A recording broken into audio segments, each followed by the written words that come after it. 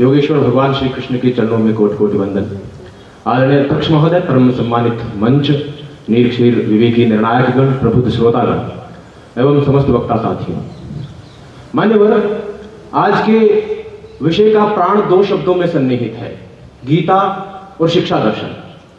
गीता यानी शब्द श्लोकों का एक ऐसा अद्भुत संयोजन जिसके प्रथम श्लोक की प्रथम पंक्ति धर्म क्षेत्रे कुरुक्षेत्रे समवेता युयुत्सवा से लेकर अंतिम श्लोक की अंतिम पंक्ति तत्र श्रीर विजो भूतिर ध्रुवा नीतिर मतिर मम के मध्य किसी भी व्यक्ति के व्यक्तित्व को आदर्श प्रतिरूप बनाने, किसी भी समाज को सामाजिकता, समरसता और गतिशीलता प्रदान करने, किसी भी राष्ट्र को विश्व गुरु और विश्व का निर्माण करने वाले विश्वकर्मा के पद पर सुशोभित करने और संपूर्ण पृथ्वी पर निवास करने वाले मनुष्यों को मनुष्यता की पराकाष्ठा तक पहुंचाने का सामर्थ्य समाहित है। शिक्षा दर्शन की बात करें तो शिक्षा, शिक्षक, शिष्य, शिक्षण, शिक्षण सामग्री और शाला जैसे तत्वों का निर्धारण, शिक्षा के प्रयोजन का निर्धारण और शिक्षा के माध्यम से विद्या की प्राप्ति तक का मार्ग सुनिश्चित करने का नाम शिक्षा दर्शन है। मान्यवर, चलिए हम क्रमबद्ध तरीके से विषय की अतल गहराइयों की तरफ चलते हैं। मान्यवर, वर्तमान परिवेश वस्तुओं का बढ़ता हुआ बोझ है। वर्तमान परिवेश अति सैद्धांतिकता का भार है। वर्तमान परिवेश मनुष्य न बनाकर कलपुर्जे बनाने वाली शिक्षण पद्धतियों का दौर है। ऐसे में व्यवहारिकता पर आधारित गीता की शिक्षा दर्शन की बात करना, उसकी उपलब्धि, उपयोगिता और उपादेयता सार्वलौकिक, सार्वभौमिक और कालजयी सिद्ध करना है। मान्यवर, आंग्ल प्राच्य विवाद के दौरान जो हमारा गौरव ज्ञान, जो हमारे गौरव ग्रंथ गर्त में ढकेल दिए गए थे, मैकाले की मनुष्य को मशीन बनाने की नीतियों ने हमारे जिन प्राचीन शिक्षा दर्शनों की क्रमशः हत्या की थी, उन्हें आज पुनः जागृत करने की, प्रासंगिक बनाने की आवश्यकता है। मान्यवर, अन्य वक्ता बंधुओं की तरह मैं महज गीता पर, केवल गीता के शिक्षा दर्शन को आधार मानकर शिक्षा नीतियों के निर्धारण की बात नहीं करता। संकीर्णता के लिए मस्तिष्क में कोई स्थान नहीं होना चाहिए। समस्त दर्शनों से उपयुक्त तत्वों का समावेश किया जा सकता है, लेकिन चूंकि विषय आज का गीता के शिक्षा दर्शन पर केंद्रित है, अतः मैं गीता के दृष्टिकोण से ही अपने विचार प्रस्तुत करना चाहूंगा। गीता के शिक्षा दर्शन के अनुसार शिक्षा प्राप्ति का उद्देश्य विद्या की प्राप्ति करना है और विद्या की सबसे उत्कृष्ट परिभाषा श्री विष्णु पुराण के प्रथम स्कंद के 19वें अध्याय के 41वें श्लोक में पढ़ने को मिलती है कि सा विद्या या विमुक्त है। विद्या वो है जो विमुक्त करती है। विद्या सभी प्रकार के बंधनों को दूर करने का साधन है, चाहे वो किसी भी प्रकार का बंधन क्यों न हो।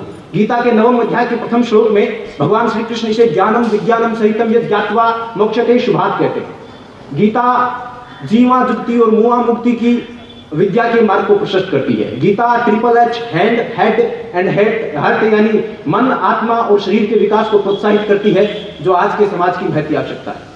मान्यवर, शैक्षणिक दर्शन, शिक्षा दर्शन शैक्षणिक तत्वों के निर्धारण की बात करता है, जिसमें सबसे पहले शिक्षक और शिष्यों की बात आती है। शिक्षक ऐसे हो जो आदर्श हो, जो शिष्यों के लिए प्रेरणा स्रोत बन सके। आजकल क्या है कि जो कुछ नहीं बन पाता वो शिक्षक बन जाता है। ऐसा नहीं होना चाहिए।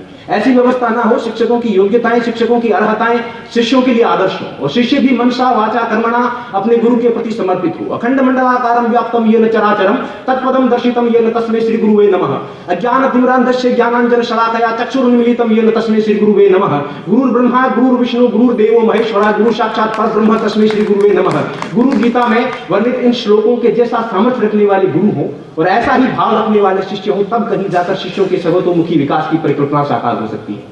अन्यथा अगर शिक्षक और शिष्य का संबंध दुकानदार और ग्राहक का संबंध होगा तो सभी दर्शनों का ज्ञान व्यर्थ ही जाना है। अब बात आती है शैक्षणिक दर्शन की, शैक्षणिक पद्धतियों की। तो मान्यवर, व्यवहारिक शिक्षा की आवश्यकता है। सिद्धांतिक के साथ व्यवहारिक और शारीरिक शिक्षा की बात की जानी चाहिए। शिक्षार्थियों के लिए श्रवण, मनन और निधिध्यासन की विधियां उपयुक्त सिद्ध होगी, इस बात में कोई दो राय नहीं है, किंतु इसके साथ ही साथ हमें सुकरात और अरस्तु की जो पाश्चात्य विधियां हैं उनसे भी गुरेज नहीं करना चाहिए। हम आधुनिकतम पाश्चात्य शिक्षा पद्धतियों का भी सहारा ले सकते हैं। अब बात आती है पाठ्यक्रम की। मान्यवर, शिक्षा के दो उद्देश्य होते हैं। पहला उद्देश्य तात्कालिक उद्देश्य यानी कि मूलभूत आवश्यकताओं की पूर्ति हेतु शिक्षा, और दूसरा उसका अंतिम उद्देश्य यानी आत्मानुभूति और अंतिम पुरुषार्थ यानी मोक्ष की प्राप्ति। शिक्षा गीता में मूल्य आधारित शिक्षा की बात की गई है। संपूर्ण गीता को पाठ्यक्रम बनाने की कोई आवश्यकता नहीं। गीता जिन जीवन मूल्यों की बात करती है उन्हें वर्तमान पाठ्यक्रम में शामिल कर दिया जाए। आंखें खोल मीच कर रट्टा मार लेने से शिक्षा के न तो तात्कालिक उद्देश्यों की प्राप्ति हो सकती है और नई अंतिम उद्देश्यों। इसके लिए शिक्षा को व्यवहारिक बनाने की आवश्यकता है। शिक्षा में जीवन मूल्यों का समावेश करने की आवश्यकता है। जीवन मूल्य कैसे कैसे? अभय, अहिंसा, अपरिग्रह, अस्तेय, आस्तिकता, आदर भाव, आज्ञा पालन, आत्मविश्वास, आत्मानुशासन, इंद्रिय दमन, ईमानदारी, उत्तरदायित्व, उदारता, करुणा, कर्मठता, कल्पनाशीलता, कर्तव्यपरायणता, गुरुभक्ति, गतिशीलता, त्याग, देश प्रेम, दया, दान, दृढ़ता, धैर्य, नम्रता, नियमितता, निष्पक्षता, प्रेम, परोपकार, पवित्रता, बलिदान, भ्रातृत्व, मैत्री, विनय, विश्वबंधुत्व, स्वच्छता, शांत, साहस, संयम, संतोष, सदाचार, स्वतंत्रता, समानता, सहिष्णुता, स्नेह, सादगी, समन्वय, सेवा, शिष्टाचार, श्रमनिष्ठा, क्षमा, त्राण एवं ज्ञान जैसे जीवन मूल्यों का समावेश पाठ्यक्रम में कर देने से शिक्षा के दोनों उद्देश्यों की प्राप्ति की जा सकती है। अब बात आती है शालाओं की, तो मुझे नहीं लगता कि हमें किसी प्रकार की आधारभूत संरचना की अन्य आवश्यकता होगी। वर्तमान में जो विद्यालय कार्यरत हैं उन्हीं के माध्यम से हम इन उद्देश्यों की प्राप्ति कर सकते हैं। अत्यंत रूढ़िवादी बनते हुए वनों में जाकर गुरुकुल खोलने की आवश्यकता मुझे नहीं लगती।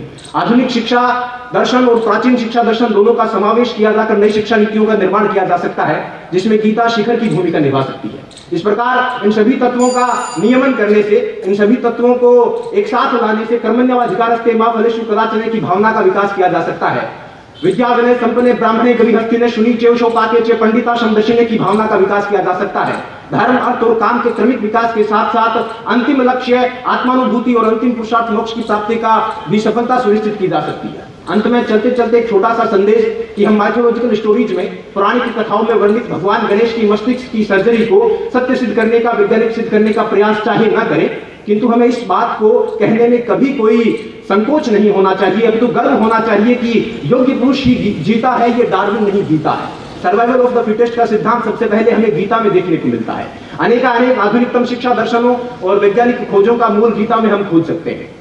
इन्हीं शब्दों के साथ मैं अपनी वाणी को विराम देना चाहूंगा। एक अत्यंत गौरवशाली राष्ट्र के धनी इतिहास के मालिक होने के नाते हम इन कार्यों को प्रचारित करने का कार्य करें, ऐसी मेरी आशा है। जय हिंद, जय भारत, वंदे मातरम।